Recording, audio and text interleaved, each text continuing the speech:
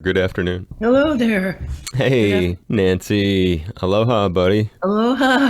How are you? What's going on? Good to hear your voice. Can you hear me all right? Yeah, you can hear me okay? Yeah, it sounds good. Sounds like you're in a, That's a big room. well, just in my living room, I guess. But it's got a nice wood floor, so it probably sounds nice. Yes, it does. Has a nice ambience there. A little bit of natural reverb, perfect for Mhm. recording your stuff. That Um, carefully cultivated natural sound. I bet it is. It has a nice sound. It's fantastic. Awesome. Well, first, a huge welcome back, buddy. Giving you virtual hugs and high fives. We're really grateful we could get you back on so soon to talk about this and join us. So big mahalos. Big mahalos. Oh, turn this off. Mahalo, mahalo. It's good to hear you. It's good to talk to you again. And big congrats, thank you on the record. We heard a lot about it before, but the nice thing is now everybody can hear it. And you're still at your place in Northern California. Have you not left that since we last talked? No, we're still in Northern California. We have the ideal place to be locked down in, because the new house has this beautiful recording space just for me, and first time I'd ever had a real, music space of my own.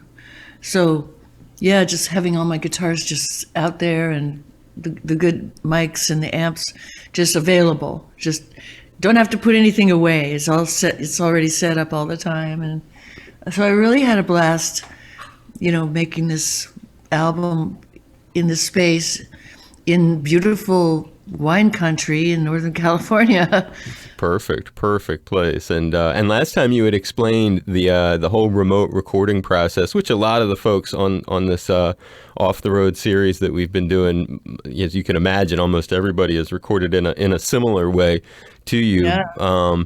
because of the pandemic. But it makes me wonder, in the several months since we last spoke, have you actually seen any of your musicians in person yet? I have not. I mean, we do, Zoom each other sometimes, and we do a lot of just texting, because we just like to keep our lines of conversation open and keep each other updated on, things that we're doing. Like, we're actually planning to have a show to perform a show in Seattle where all my musician guys live with the Seattle Symphony in July the 9th, with the Seattle Symphony doing some of the new songs and some heart songs as well. But I'm so excited about that because, you know, it'll be really, really fun for one thing, exciting and different. You're really, really different. Well, you're going to be going from absolutely quarantining away from everyone to probably more musicians than you've ever played with on one stage together. Describe. Yeah, yeah, because we'll have a quartet for a few things, a string quartet. Well, I'll start with just me, and I'll probably start with the for Edward, and then expand to a couple of players, and then the band comes out, and then a quartet comes out for a few songs, and then a full orchestra comes out for the rest. Wow. And so it'll be really. We're just talking a lot about how to just get it all structured correctly, and then hopefully, I mean, we're going to do a live stream of the show as well, and then we'll have a live audience in the room as well. And what kind of room is it? Like at the which venue? It's called Benaroya Hall. It's just a gorgeous performance center place. It's a big wooden room built for sound, with a big, pipe organ in the back. And we actually did a Christmas show. Hart did a Christmas show there one time. We played there a couple of times. But it's just so beautiful. It sounds beautiful. And hopefully from that, we can expand to a few more shows at other performance arts centers where we will have the charts written so we can employ a couple of different symphonies from different towns, get a bus, drive around, go do a little tour with Nancy Wilson and Friends kind of a thing. But there's also an offer from Live Nation on the table for Heart 2022. So I think all of those things sound like super fun to do. Wow, that's exciting. Well, that makes sense on the 2022. Back to the symphony for a moment. I know about the Zeppelin thing and that kind of major accompaniment you had for that. What are other experiences where you've done something like this, or is this going to be really pioneering in a lot of ways for you in your career? Yeah, there's been a few recorded things with symphony, along the way, but not a live show with symphony. So I think it's, except for a small string section that we had live with us when we did the live album called The Road Home, which John Paul Jones of Zeppelin came and worked on with us and produced for us. And that was really exciting because there's nothing like live strings, because in a live room with live strings, there's something that happens that never does happen in a recorded setting, So it'll be recorded, but in the room, it's going to be really inspiring because when you're in a room with live strings, there's a whole different breathing thing that's part of the sound of the live strings. Yeah. Because of the way they're inhaling, they're exhaling with the bows going across the strings, So it's really a special fun thing to be planning for. What a great way to debut this thing for folks, and some of this material. I mean, anything you can, if you got the right approach to it, I guess you can do a lot of different things with that kind of backing. But there's some really personal material on this too, which I guess maybe could lend itself into more of the stripped down part of the evening. Like for example, "You and Me." That's the title track to Nancy's record, and I kind of looped this thing. I played the whole record this past weekend. It was my fish tank cleaning music, and I played it maybe four or five times over Saturday. And that song, I gotta say, the hooks in that thing really get into you. That features Heart collaborator Sue Ennis, who goes way back on you, helped on several tunes, and That's some right. touching lyrics. "You and me, mama, welcome back. I feel you here. Gravity always pulls us back together for all time. We talk endlessly and we stay up too late, meeting up in some suspended state. No reason to hurry. Don't need to worry, because you've always shown me the way home." And perhaps the most touching line in there a little later, "Mama, can you make it all okay?" And after losing my mom a few years later than you did, I wonder, is this describing ongoing times and conversations you continue to have with your mom to this day? Take us a little bit inside of either your spiritual side and how you came up with this really touching song. Well, yeah,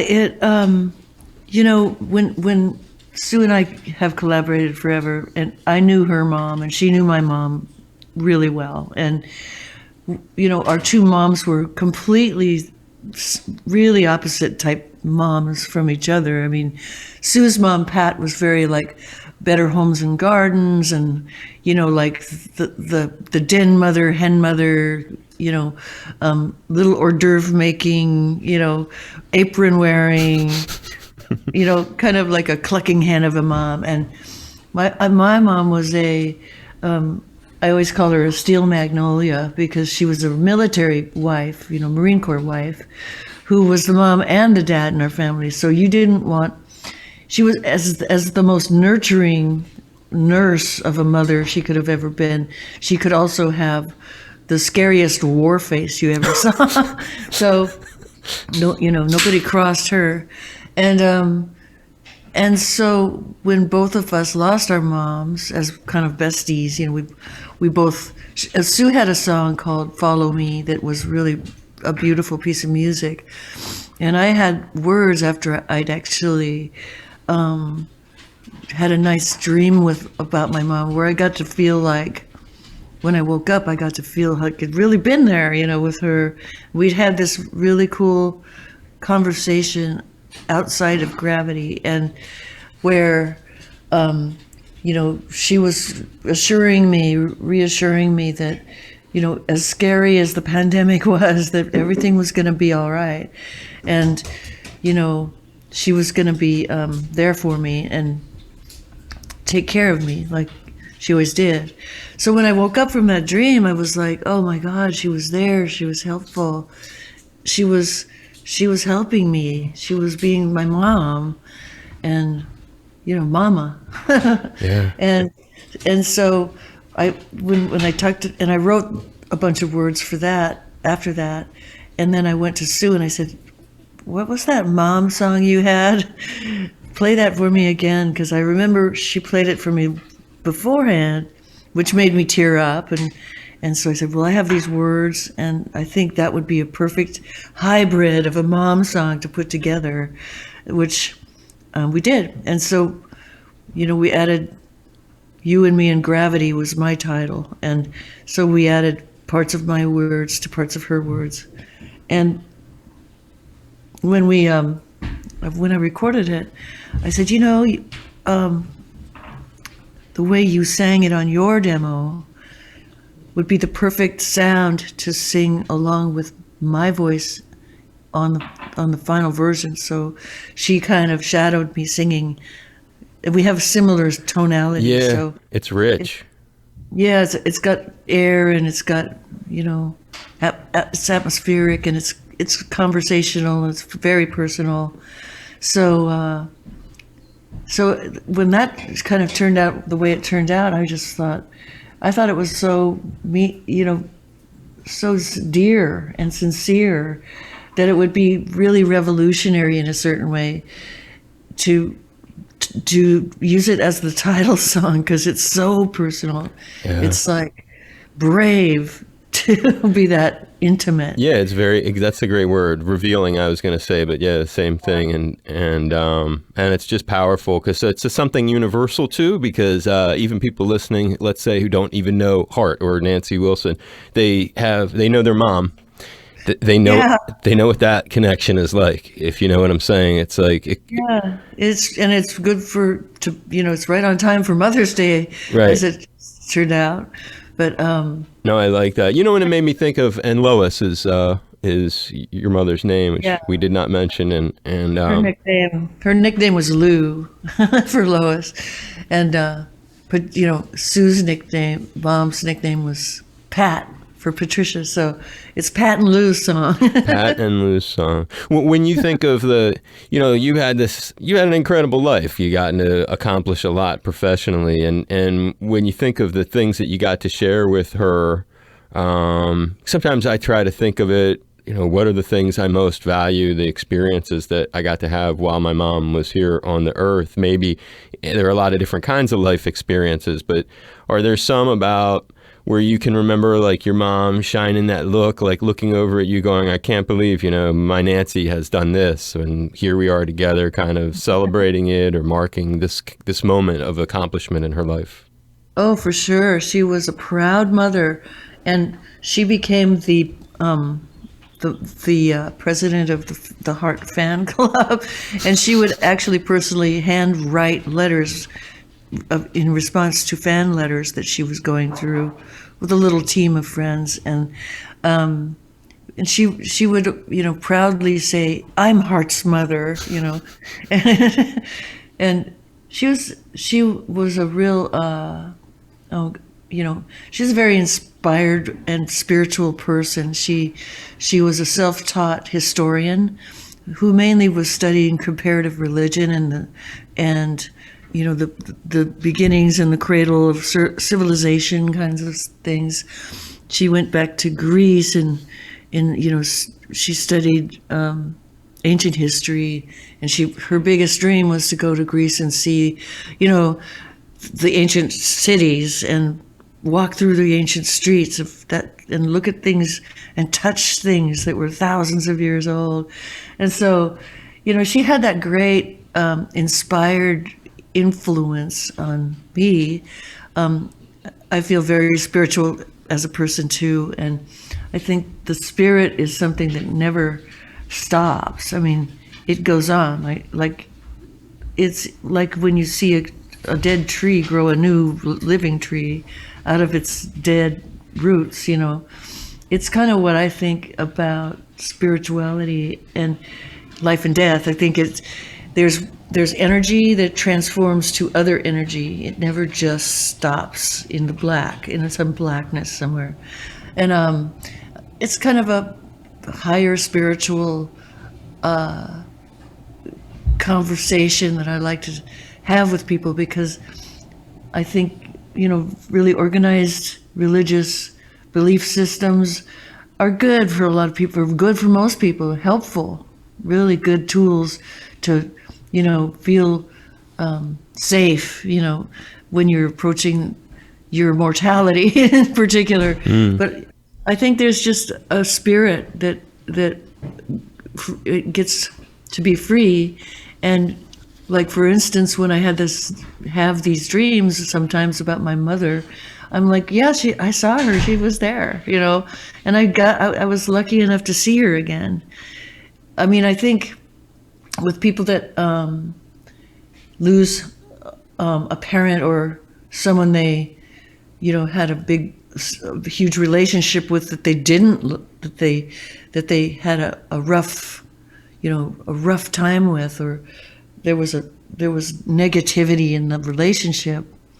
I don't think that would ever be the same as somebody that you really loved and understood you, and you understood them and their spirit, So I think people who've lost someone that they did not love would probably not have that experience, or have a really worse experience, because there was no, there was no closure, or, or no positive closure to that relationship. So it's just an interesting thing to kind of toss around in your head. No, totally. Did you ever get to walk the streets of Greece or anywhere with her in her passion of exploring those early cultures? I did not go to Greece yet. I really would love to go to Greece. And now I probably can, because things are, God willing, and the creek don't rise, and people follow the rules, we could still do some travel around the world. But yeah, well, just as you talked, it made me think of that. And same kind of thing, I guess, in a totally different way, because it's a different kind of connection entirely. Nothing like a mother or father. But when you talk about that spiritual essence that seems to maybe, and we just don't know enough about who we are really, or what really is going on, or what this portion of our journey is compared to others. But like for Edward, you mentioned the song already, and last time you were on, you were telling us about that's the song that Nancy did for Eddie Van Halen. You told us that story. You toured with them in the 80s. You were the person first gave Eddie an acoustic guitar, and he touched so many people's lives, and we all lost him last year. And made me think back as I've been listening to the song now. Now I can hear what you told us all about. And I listened to it several times. And besides when you got to tour with them, but back it up a moment. Do you remember when they first emerged and you said to yourself, wow, listen to this? Did you ever meet them before they toured? Explain a little bit more of your connection beyond that tour. Well, when they came on the scene and we heard them on the radio, it was, it was like a eureka sort of moment, because it was a whole different sound. It was kind of a lunar landing in rock and roll with that sound and that inventive thing he did on the guitar, and like no other sound.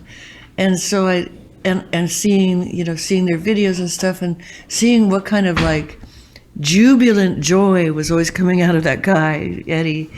He's just the 3-mile smile he always had on his face, and the Cheshire grin, like he was like the cat that swallowed a canary or something. He was getting away with some murder, like enjoying the moment while he could still get away with it, kind of and that there was something so compelling about that, about him in particular, and the fact that he was really one of the main writers. He kind of wrote that stuff, and in his writing, it was very major chords.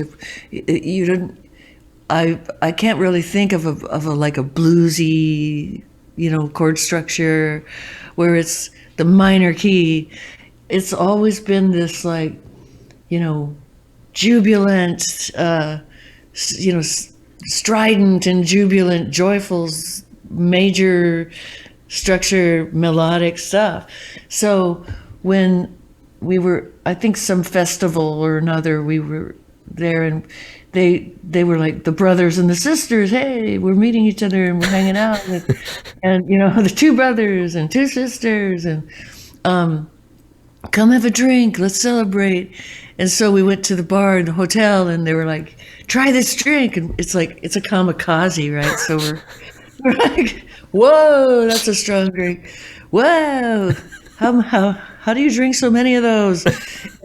And then, you know, then they were kind of bleary, and they were all like really, I guess, primal with each other, kind of you know, getting angry and yelling a little bit, and kind of pushing each other around. And then it was like, oh, wait, no, let me hug you now. I love you, man. You know, they were just so crazy. They were crazy party guys. And, you know, we were like so impressed with them. They were just amazingly cool and musical. And so when Eddie complimented me on my playing, and I said, why no acoustic for you? And he goes, and I gave him the guitar because he didn't really have one. And then he played me that song over the phone the next morning, as the story goes. When I came back to wanting to do an instrumental, because somebody requested that I put an instrumental on the album, I thought about Eddie because of the thing he played for me over the phone that time. And I thought, well, I remember it vaguely well enough to know it started very, very classical and major, melodic, kind of rocked out a little in the middle, and then the bookends ending was kind of like the same intro was the outro. Yeah. And so I kind of finally got my mind around how to structure it, because it had to be something like I remembered so vaguely, and it had to all be major, you know, and it had to have a little spunk in the middle. So it took me a long time to approach it, since I talked about doing it before I actually did it. Wow. Then I was forced to figure out how to do it, and finally figured that out. But it was a good assignment to sort of give yourself, right? Okay, oh yes, of course, I'll tribute a song to Eddie Van Halen, and then it's like, oh God, what did I get myself into? Now you got to do it. That's fun. Yeah. And had you ever seen him in person again since that tour? Did you guys cross paths since then? Oh yeah, we crossed paths quite a few times. You know, there were party situations, there were backstage situations, there were maybe even, I don't know, like album release parties maybe. It's kind of hard. It's a kind of a blur from that era, but sure. No, I can imagine. Yeah, just a few different situations where we were hanging out, and it was always fun to hang out with those guys.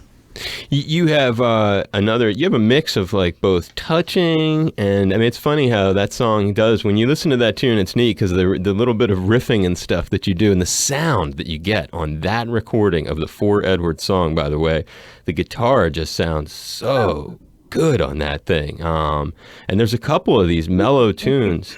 I'll Find You, that's another powerful one. We All Need a Witness. We All Need Forgiveness. This also seems very much from the heart, no pun intended, when you think of like the lyrics on that one and the sound on that. You talk a little bit about that? Yeah, that song was also a collaboration with Sue Ennis, as well as Ben Smith, who was Heart's drummer for an age and a half. But they collaborated sort of separately when Hart was on the road a lot. And they came up with this tune that was really mostly done, the lyrics and everything too. And they had a track, the demo, that had those really cool sort of delicate little atmospheric sounds in there. And so I was like, I love this song. I want to do this song, and I want to kind of finish it, for myself. And so there was, I just played guitar to what they already had done, and I added like the acoustic sort of drone plucked sound, just like the through line of the acoustic, little bit of like a ding, ding, ding, ding that goes through Yeah. the pulse. And then I added like this big, raw electric for the rhythm part when it kicks in to the bigger chorus parts. And I've got my Blue Telly, my favorite main squeeze, my 1963 Lake Placid Blue Telecaster that I must have had that was like my main go-to guitar. And this one pedal that I found that it's like, it's weird. It's like it's called the Swollen Pickle, and it has this like intensely like horribly distorted, over the top distortion type sound in it.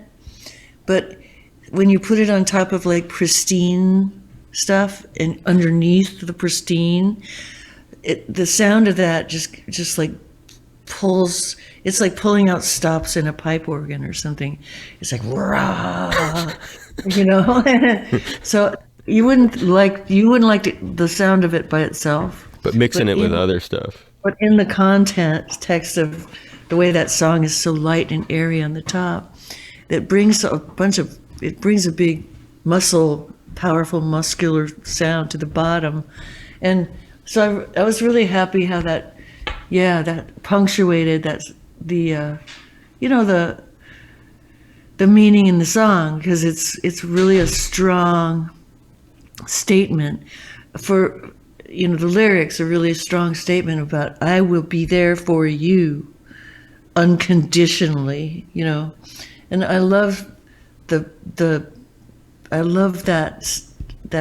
meaning of that song. So I've always tried to write like that, and those guys had pretty much had it done, and I was like, okay, I'll take that. Okay, let me sing it, let me play it. I might change a word or two, but it was there. So That's cool. And the other part of it is you do like these pretty innovative covers of songs throughout the record too. Springsteen's The Rising is on there, which we talked about the last time you were on, because that was one of the earlier ones that folks had a chance to hear long before the thing came out. You also have the Cranberries' Dreams on there, and you've got from Prince's band, who also was a part of your band, Roadcase Royale, you have Liv Warfield joining you on covering that one. And when I heard that, I realized I never asked you the other time, and then maybe you hadn't crossed paths with him, but have you ever crossed paths with Liv's one-time boss, Prince? Was he ever someone that you got to meet or interact with? He's another real strong musical luminary. Oh God, right? He's one of the best things in music that ever happened. But no, I never did get a chance to meet him. That's so interesting. I've heard so many cool stories about him from Liv and Ryan Waters, who is Liv's guitarist, who both worked with Prince before. So right. Wow, how cool to get that association with those cats. Same with like Sammy. You've got Sammy Hagar. This is one of the most understated of all the covers. I've listened to this with headphones several times trying to decipher. Paul Simon's The Boxer. You got Sammy on this thing. The song is so mellow. Is Sammy just playing guitar, or is his background vocals just that nondescript? No, his background vocals are what I got him to contribute to the song, because I think what he lends to the song is a really powerful, almost a cinematic voice of like the boxer, like he is the boxer. He actually was a boxer, so it's like an update, powerful, like a vignette, almost a visual of the boxer standing, in the clearing in those choruses. And his energy is, he brings that shout to it, and a little bit of the pain of it, to it. So I think it really updated the song in a very cool way. And, and I said, you should sing more, you sing more. He's like, I don't know, those verses are a little complicated for me. I just want to do the Lila Lai part. It's like, okay, whatever you want to do. That's cool though. I mean, it's nice because it's not predictable in any way. If somebody puts that thing on, that's what I meant. You can listen to it many times. It's nice because it's subtle, and there's some real value in that, as opposed to a cover sounding exactly like the artist that you think is going to be on it, or them arranging it, in a way that they want. I am curious. What are the pets that I hear making little sounds behind you? Oh, well, we have 4 dogs here right now. My one of my best teammates here is Jeff's daughter Julia, who has 2 of her French bulldogs. Oh. We have a big red lab and a French bulldog, so we've got 4. And the one you heard squealing is the deaf one, who's just trying to get indoors. So I just let him in because he can't hear himself. So when he tries to bark, it sounds really weird. So there's no dogs were harmed in this interview. No, we wouldn't have thought that they were. That's funny. And again, and back to real quick on him. How long do you go back really far with Sammy? That's an artist I can imagine that you would have crossed paths with really early, but you never know the way some of these things work out. How far back do you go with Sammy? We go really far. I go really far back with him, just by the fact that we were on all kinds of bills together, What do you remember? What's an early thing with Sammy that you remember? He was in Van Halen for a while, of course. They had bigger hits with Sammy than with David Lee Roth, as it turned out. And then a friend of my husband for even longer. They were both from the Marin County area, so they kind of always had a great friendship. And so when I got together with Jeff, which is now about 10 years ago, we got married actually at Sammy's beautiful restaurant called El Paseo in Mill Valley, which he no longer owns, but he did us up. He gave us the family rate because he was so close with Jeff, and he was the one guy at the wedding that was the one crying in the audience. He was the one bawling. So I almost lost it. I almost started to cry during the poem we were reading, but then my son Billy, who at the time was 12, but he saw me almost crying, and he started to back up a little bit, and he knocked over a tray of silverware on the floor. So it was it sounded like something that would be sampled, from a cartoon. He was like, "I'm so sorry," and I was like, "No, it's okay." He actually saved me from crying, so because everybody had to laugh. But that, there's in every wedding, there's always got to be something that it cannot be perfect, or it's not perfect. There has to be a mistake somewhere, or it's not worth telling about. Anyway, Sammy was there. It was his place. I've done benefits for his hospital thing for kids a few times, and so I said, "You gotta sing for me. Do something for my album," because he's a buddy. No, you've got connections. That's clear. And a fun story, too, with him. It's great you mentioned Billy. I was just thinking about that. Your twins, now 21 years old. They are 21. Curtis and Billy. Amazing how time flies. What are they up to? Well, Billy is going to Loyola school in Santa Monica. Or Venice, I guess it is. So he's still studying screenwriting like his birth father did. Sure. And does. And so I got to actually see him for the first time in a year because we're all vaccinated now, at a restaurant we used to go to, outdoors, of course. And he, now being 21, he ordered his first cocktail at a restaurant and we all had a big cheers, and it was really great to see him. Curtis still is kind of in lockdown in Montreal, because Montreal, you can't get in and you can't go out still. So we've zoomed, and I've sent him the album because he co-wrote one of my songs on that, the In Between, which Wow, with the great keyboards on there, the great really yeah, it's very kind of 70s yeah. vibe, yeah.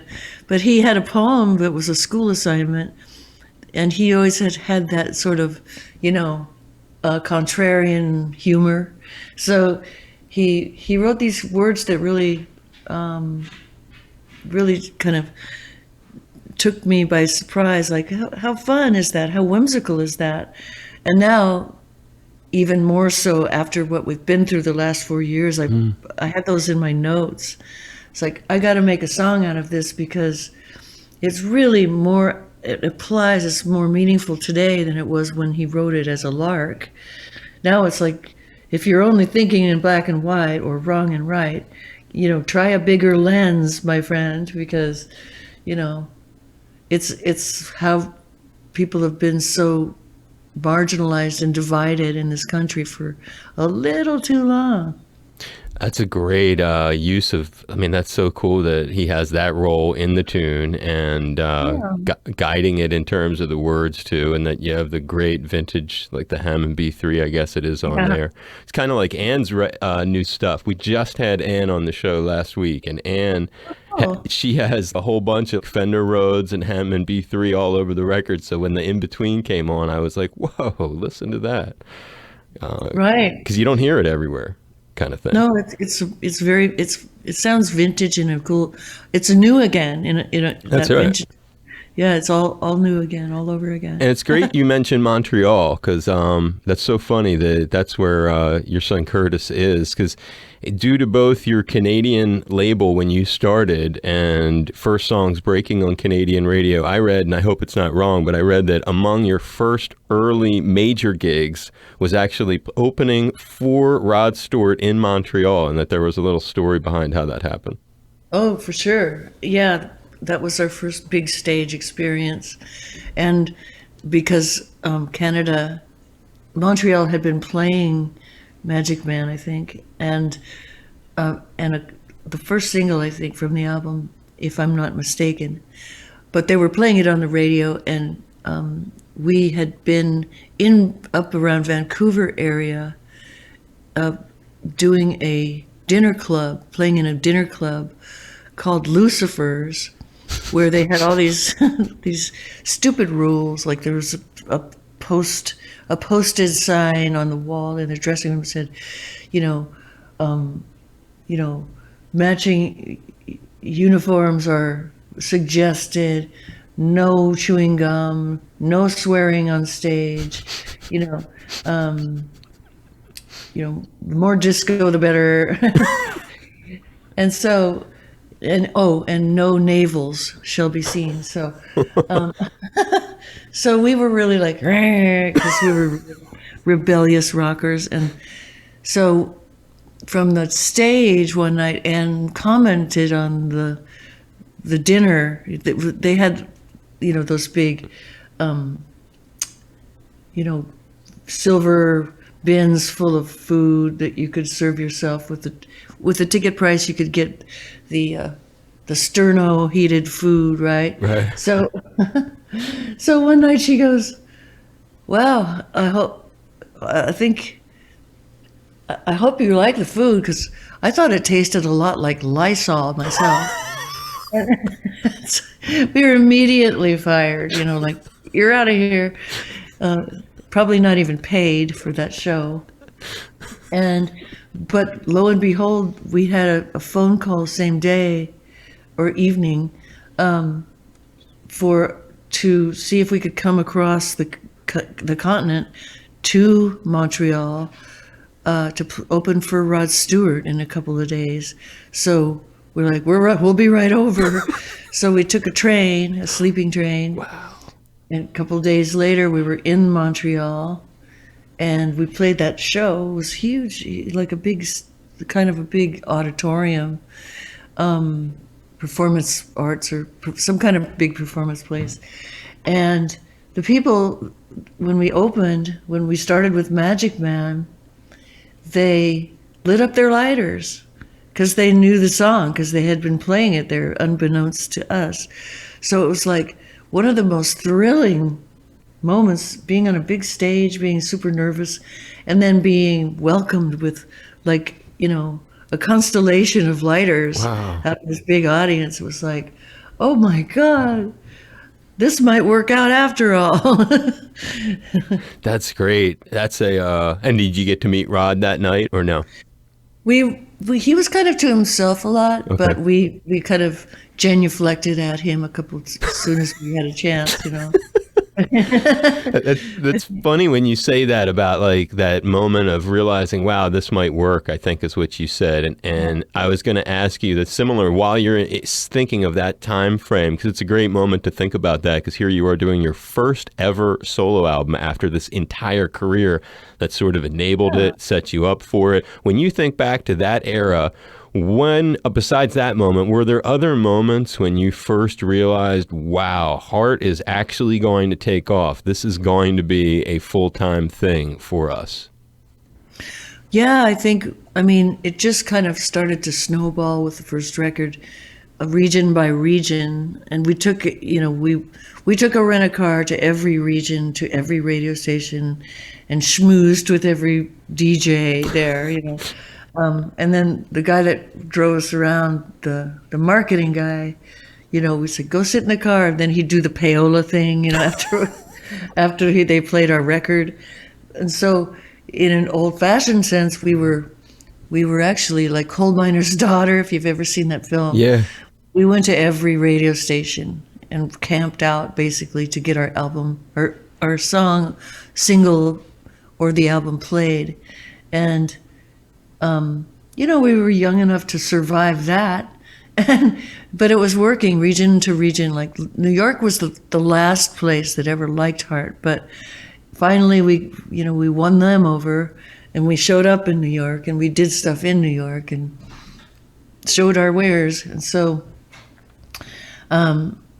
yeah, we rolled across the country, and we had a kind of a win after that, for the whole album, and it became really well received, but not without all the legwork.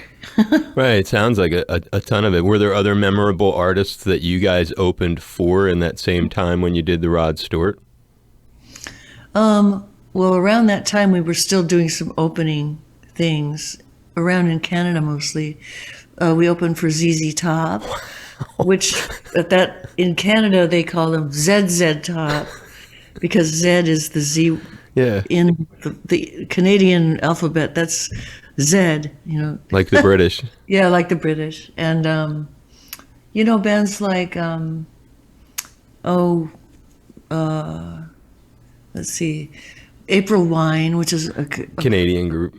Canadian group that had a bunch of hits, and Nick Gilder, another Canadian. Wow.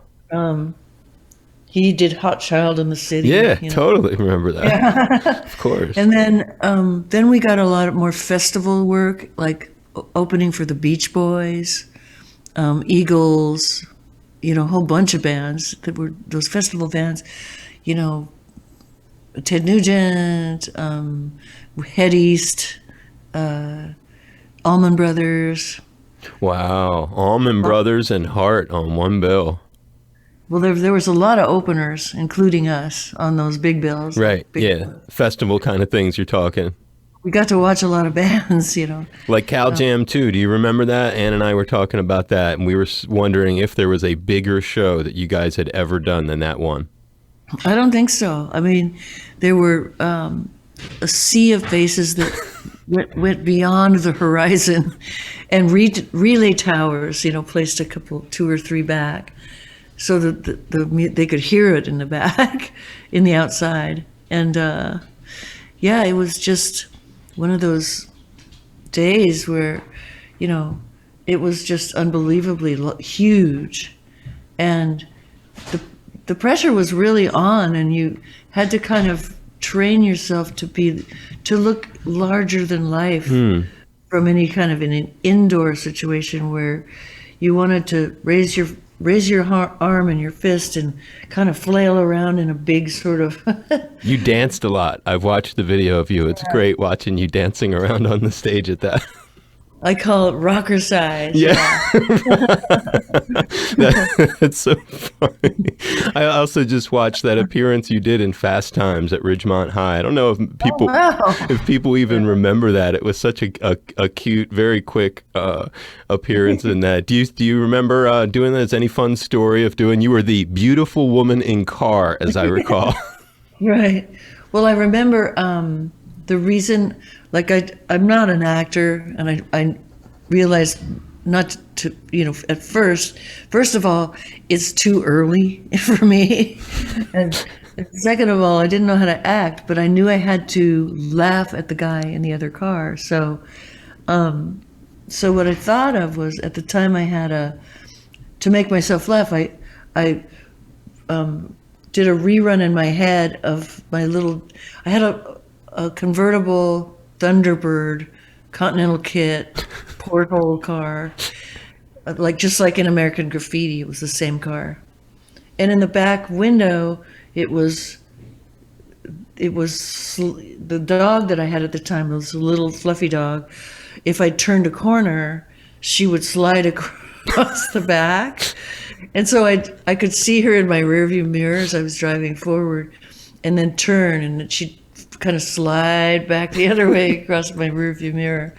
So I was like, it cracked me up every time. So that was the image I put into my head in order to think of, like, okay, what's going to make me laugh realistically when I'm kind of looking at this guy in the Ponce de Leon hat, Right. So that was my actor's moment where I pulled it off successfully. Oh, it's such a classic film too that people, there's some of these things I don't think people always, that's why I bring it up, is there's these things that are a little bit under the radar that have been part of this career. Didn't you do something with Jackson Browne that talk about an incongruous, like a benefit for music education in public schools? Did you guys talk about that? We did. We played a benefit for that music program in the high school in, I think it's the Palisades High or the Santa Monica High School, where his son actually went to school and was in the music program. And so we went and said, hey, we volunteer to come and play. And so he said, well, what song do you want to do? And I was like, well, we want to do Something Fine with you. So we did Something Fine. It was a great moment to harmonize with Jackson Browne and sing with him. One of our all-time, heroes. Wow. And the only time you've done something like that? Well, we've done various benefits with various people. Like, I did benefits, like I said, with Sammy, where some of the guys from, like, a bunch of amazing players.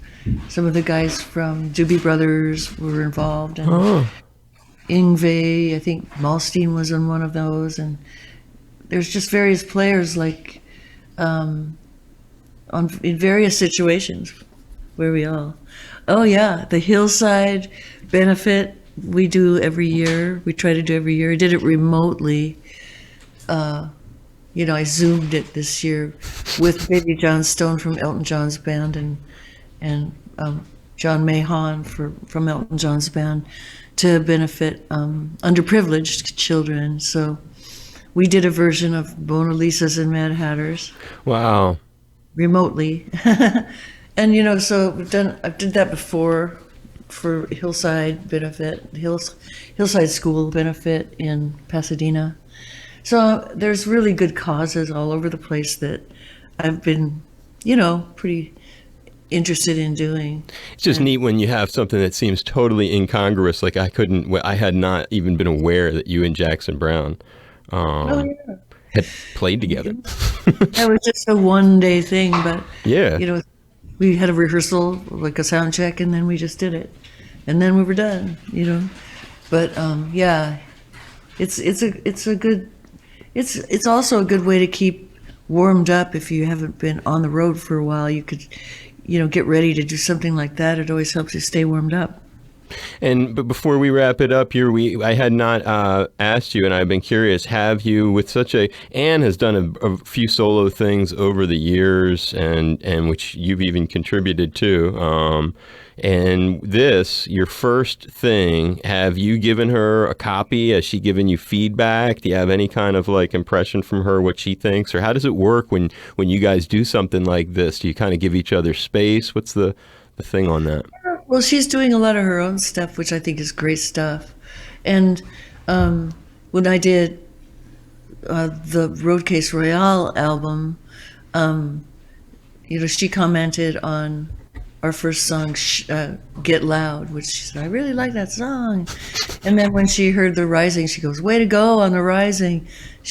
We just text each other. And You and Me, I think she said, that's a great song. Said, yeah, well, check the video out because it's coming out today. And so, so we're supportive of each other, and we know there's a heart offer on the table. I'm going to do the symphony show in Seattle with my own stuff on July the 9th, if I didn't mention it before. No, you did. But that's cool what you said, though, about the connection with her. And also because you think of Sue Ennis, who, when we started the conversation, that's your collaborator on that tune. And that was one of Anne's high school buddies, correct? Mm-hmm. Right. They met in a high school. They were in a class together. And Sue had seen in the local paper that Anne had won an essay contest about why I love the Beatles. And she won the contest, and the prize was a Super 8 camera. So she'd seen the picture of Anne in the paper holding the camera and noticed, well, she's in my class, and I love the Beatles too, so I've got to introduce myself. And then, they became fast friends, and we all became Beatle fanatics together and played guitars. And, from there we started writing songs, and we'd already had little bands and stuff like that, but it was just such a natural progression of a friendship to be obsessed with the Beatles, to be obsessed with music, and then to be obsessed with the idea to try to become songwriters together was just natural evolution. What a great story, and that it stuck as a friendship. And at the time, you were like in middle school and she was in high school? I was 10 and I was maybe 11. I think they were 15. It was whatever year. It was 1968, I believe. So I guess I'm trying to do the math, but I'm not good at math. I was really young anyway. That's cool. And that you would develop a friendship, though, like that. And then all these years later, there she is playing that critical role. And that video you refer to even has your mom and Anne, right? Both of you as little kids. I remember there's a shot on the beach, I think, with your mother. That's right, and Anne's waving at a birthday party. Is that what that is? Yeah, it's like, or I think there's the three sisters of us are waving to the camera. I think Anne does something at a birthday party. I could forget the footage, but the footage was largely taken by my mom, and she was a real film buff, and then I got that from her. I started doing Super 8s, and I learned from her how to have a little editing machine and edit longer films together from the 5-minute reels that we were using in the cameras. And when sound striping came along, oh man, that was big stuff, because then you could actually have dialogue and you could put music over it. But yeah, I made it my business to have our older sister Lynn archive all of those home movies and back them up digitally on hard drives. So I have all that stuff, which came in really handy for that video. Oh, it totally did. It's fantastic. What a great story. And and a touching album too, Nancy. There's so many moments on that thing that really hit you. Some of those tunes, like Walk Away, those lyrics, burn the house down, let it flame out, throw the ashes cold and gray. With all we've been through, it's up to me to forgive us both and walk away. That was one one of my favorites on that thing. Oh, thank you. Yeah, everybody's been there, right? Right. Yeah. I couldn't help when I thought of that. I was like, is that thinking about the marriage with Cameron Crowe or no? Well, it's a conglomeration of things that didn't work Right. because, however, myriad of reasons, you know, friendships, you know, in some friendships that become intertwined in some kind of a toxic relationship of any kind. So I'm not going to pinpoint any one Sure. or the other, but I think it's more universal in its message because everyone's been there where you have to go, I have to get out of this. I can't allow myself to kind of be poisoned or manipulated any further by this emotional larceny that's happening in this relationship. It's amazing that theme of universal understand. There's so many things about this album that people can connect to, and just themes, I guess, like you said, that we all sort of have to go through. Nancy Wilson of Heart, back again. You and Me is the record, and you're a woman of your word. I was hoping you wouldn't make us wait a whole decade till we talk to you again, and you're back on just a few months later. So. All right. Yeah, well, you know, Dave, I can't resist. I appreciate it. I hope you had fun again, Nance. Oh, absolutely, every time. Yeah, and I've got more stuff in the works, and so we'll see, you know, what else I can build out of all these pieces of inspiration that have been laying around for a long time. Well, I'm hoping everything goes, fingers crossed, that this exciting gig from being quarantined from everyone. I remember when you were doing that Women in Rock thing, they had like one guy was going to come up, he was going to wear a mask, he was going to be in like a little spacesuit. Now you're going to you're going from that to a full blown. How many people are going to be on stage? Are they 100 or something at this thing? Oh, well, I think the symphony is probably about 40, Okay. 30, 40 pieces. So not 100, maybe 50 people. It's a full orchestra, but it's not a big orchestra.